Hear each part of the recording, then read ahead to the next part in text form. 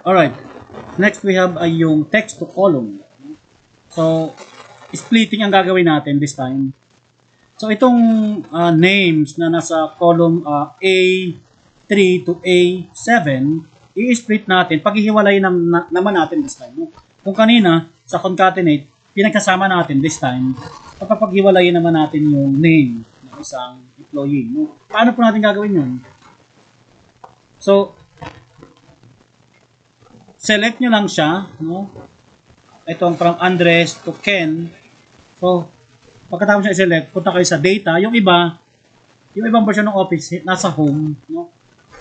Nasa home, paki-check na lang kung hanapin nyo na lang yung kung saan nyo mahanap yung tawag ito, yung usually data, no? So, pupunta kayo sa data, text to column, itong text to column, no? Hanapin nyo lang kung saan yung text to column na yun. Text to column, columns, no?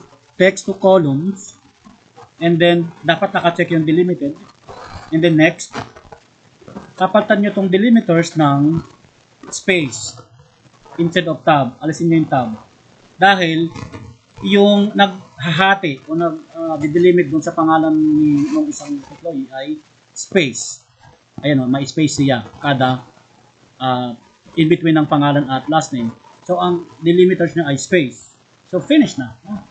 So, ganun lang ang gawin nyo. So, automatically mag-split o magdidelimit o maghihiwalay yung pangalan niya sa apelyido. How about ito po? Itong case na to. So, ganun din, highlight nyo yan, data. Ito na yung text to columns. Text to columns. Text to columns.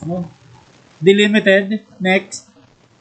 But this time, ang ating separator or delimiters ay hindi space. Gagamit tayo ng comma. Dahil kung mapapansin nyo, Kelly, comma, S period, comma, Lanes. So this time, ang gagamitin nating delimiters ay comma dahil ang delimiters niya ay comma. So next lang yan. Or finish, Finish nyo lang. So, automatically, ayan ay i-split into 3. Pangalan, middle initial, and the last name. So, ayan yung text to column using the delimiters.